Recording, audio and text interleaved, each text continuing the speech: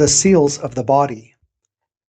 The kingdom of God is made of kingdoms telestial, terrestrial, and celestial. It includes everyone and everything. To teach this, temples drew correspondences between the seals of the human body and celestial constellations. To understand what Joseph meant by sealing people together in the kingdom of God, we have to study how he described the seals in the scriptures and the letters he produced. The seals, or ordinances, of the three witnesses of the body, the temple, and the cosmos, converge in Joseph's earnest plea from the hellish confines of Liberty Jail, where he and companions had been confined for several months. I will first supply the verses that recite his prayer for deliverance, and then I will provide the verses a second time, but with an explanatory narration of how they may be understood in light of the celestial ordinances we have been discussing. Quote, O God, where art thou? And where is the pavilion that covereth thy hiding place? How long shall thy hand be stayed, and thine eye, yea, thy pure eye, behold from the eternal heavens the wrongs of thy people and of thy servants, and thine ear be penetrated with their cries? Yea, O Lord, how long shall they suffer these wrongs and unlawful oppressions, before thine heart shall be softened toward them, and thy bowels be moved with compassion toward them? O Lord God Almighty, maker of heaven, earth, and seas, and of all things that in them are, and who controllest and subjectest the devil, and the dark and benighted dominion of Sheol, stretch forth thy hand. Let thine eye pierce. Let thy pavilion be taken up. Let thy hiding place no longer be covered. Let thine ear be inclined. Let thine heart be softened, and thy bowels moved with compassion toward us. Let thine anger be kindled against our enemies, and in the fury of thine heart, with thy sword, avenge us of our wrongs. From Doctrine and Covenants, section 121, verses 1 to 5. The seals in the prayer descend from the seventh because God, in the celestial kingdom, is descending to the terrestrial world by degrees. While the initiate ascends the seven seals, God can only descend to his children in the world. And now, the verses with narration. Quote, O God, where art thou? And where is the pavilion that covereth thy hiding place? How long shall thy hand be stayed, and thine eye, yea, thy pure eye, behold from the eternal heavens the wrongs of thy people and of thy servants, and thine ear be penetrated with their cries? End quote. How long shall thy hand be stayed? The hand is the seventh of seven seals of initiatic ascension. It represents the hand of the Father penetrating the veil to grasp the hand of the initiate and draw him or her into the celestial kingdom. It corresponds to the ordinance of the Leo constellation, where the Father sits enthroned in the kingdom of glory. In Roman Mithraism, when the Father, Pater, reached out, it was a lion's paw that penetrated the veil. The highest degree of revelation of God is his fullness, which means to be received by him, to feel his touch, to be embraced, to be taken by the hand. The seventh seal also corresponds to the crown of the head, as Leo wears a crown, and the sun crowns the head of the lion with glory. This is why hands are laid on the head to commission a patriarchal blessing. The seventh seal further corresponds to the mind. And thine eye, yea, thy pure eye behold. The pure eye is the sixth of seven seals. It is the seal or ordinance of vision. It is to have one's eyes opened. It is to see the Lord for oneself. It is also the pineal gland, the third eye.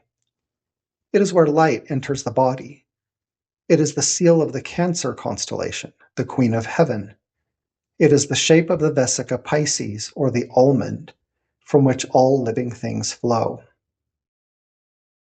And thine ear be penetrated with their cries. The ears and mouth are the fifth of 7 seals, representing the seal of revelation pertaining to hearing or speaking the word of the Lord. The 6th seal of vision is an exponentially higher degree of revelation than the 5th, and the 7th seal, of being brought into God's presence, is exponentially higher still. The 5th seal, or ordinance, is the Gemini constellation, the pair of olive tree witnesses standing in the veil on the celestial side of the tree of life. Quote, Yea, O Lord, how long shall they suffer these wrongs and unlawful oppressions, before thine heart shall be softened toward them, and thy bowels be moved with compassion toward them? End quote. Before thine heart shall be softened toward them. The heart is the 4th of 7 seals. It corresponds to the constellation Taurus. As we will study more deeply below, the Lord requires a soft heart in order that it might be deeply penetrated. While the previous 3 seals, or ordinances, are celestial, or on the celestial side of the veil, Taurus is the first of the terrestrial, or earthly seals, and represents the terrestrial kingdom on the whole. It is vivified by the lifeblood of living things. And thy bowels be moved with compassion toward them. The bowels are the 3rd seal, or ordinance, of the front of the body. It is easy to underestimate the symbolic importance of the bowels to ancient temple worship. As the breadbasket of the world, Egypt was represented by the bowels, with its black, fertile earth, and the processing of dung in the manufacture of fertilizer to sustain the world. The bowels were the seat of the indispensable virtue of compassion, and health in the bowels issued through the whole body. The astronomical ordinance corresponding to the bowels is Aries. Quote, O Lord God Almighty, maker of heaven, celestial kingdom, earth, terrestrial kingdom, and seas, telestial kingdom, and of all things that in them are, and who controllest and subjectest the devil, and the dark and benighted dominion of Sheol, stretch forth thy hand, 7th seal. Let thine eye, 6th seal, pierce. Let thy pavilion be taken up. Let thy hiding place no longer be covered. Let thine ear, 5th seal, be inclined. Let thine heart, 4th seal, be softened, and thy bowels, 3rd seal, be moved with compassion toward us. Let thine anger be kindled against our enemies, and in the fury of thine heart, with thy sword avenge us of our wrongs. End quote. With thy sword avenge us of our wrongs. The sword is Orion's sword. This means that the speaker, the Lord, is represented by the Orion constellation in exactly the way the Lord God was conceptualized to the ancients who wrote the books of the Bible. The giveaway that we had been talking about the Orion constellation all along was first supplied in the clue, stretch forth thy hand, which is typically a reference to Orion's outstretched hand, as will also be demonstrated below. Orion's outstretched hand is multivalent. It may be raised in battle, or raised as if a fractal to resemble the tree of life that rises behind him. But once he has ascended to the Father's throne in Leo, the outstretched hand is stretched through the veil to pull the initiate into the celestial kingdom. While it is polite to think of Orion's sword as being sheathed at his side, his sword is actually between his legs and is a phallic reference. The 2nd seal is the loins, or Pisces. Pisces, or the Vesica Pisces shape created between 2 circles in the process of cellular division, can fruitfully be compared to the feminine matrix. Additionally, fish and serpents are symbolically interchangeable for human genitalia, especially when the serpent motif represents male sexuality.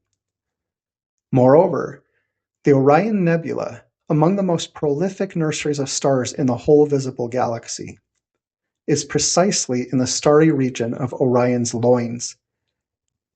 It is critical to recognize here that Pisces also represents the initiate in the womb of the mother, which is to say that the seal of Pisces is the unborn fetus in utero.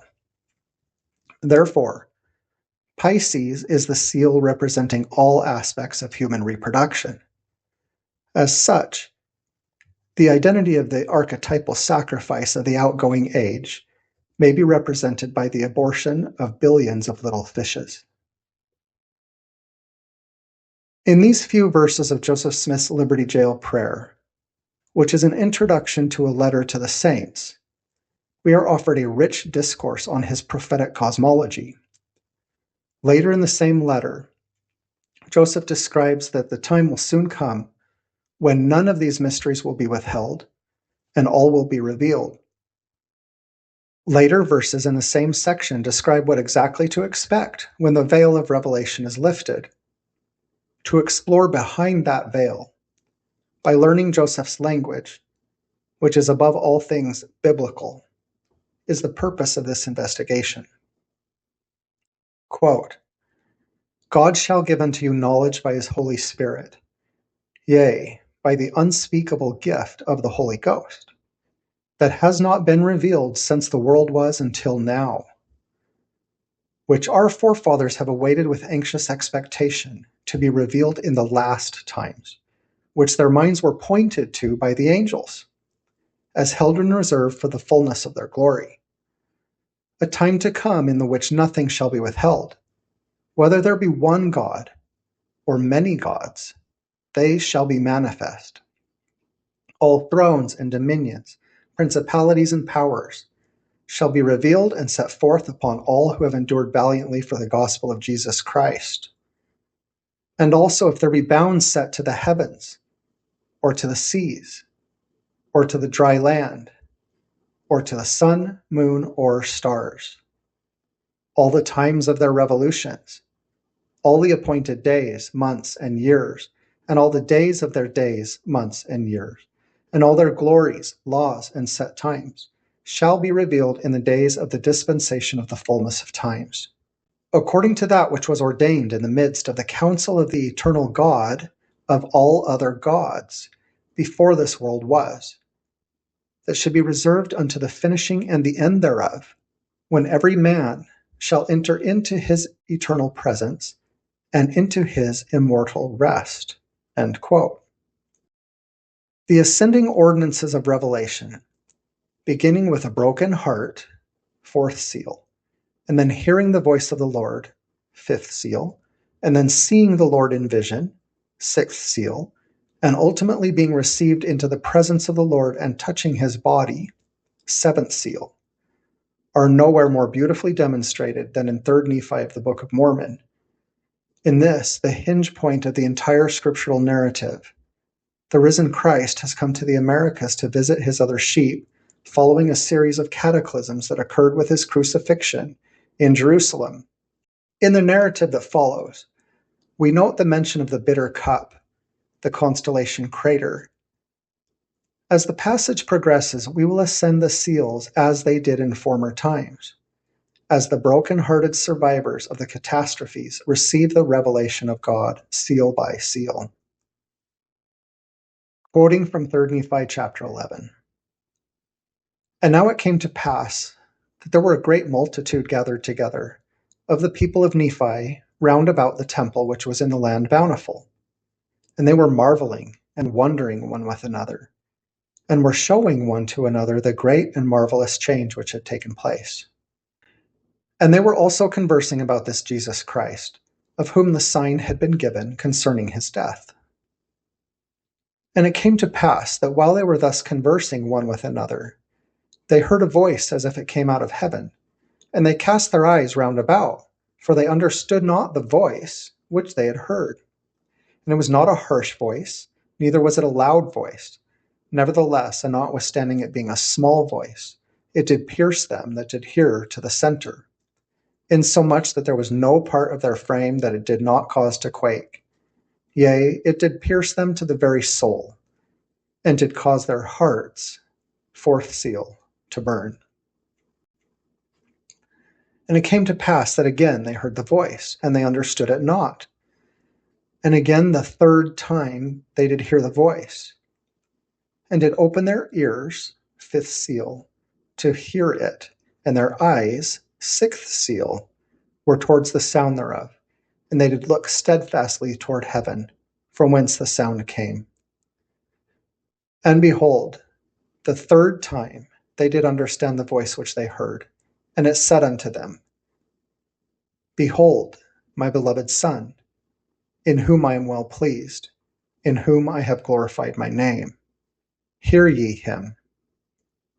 And it came to pass, as they understood, they cast their eyes upward again toward heaven. And behold, they saw a man descending out of heaven, and he was clothed in a white robe. And he came down and stood in the midst of them. And the eyes of the whole multitude were turned upon him, and they durst not open their mouths, even one to another, and wist not what it meant, for they thought it was an angel that had appeared unto them.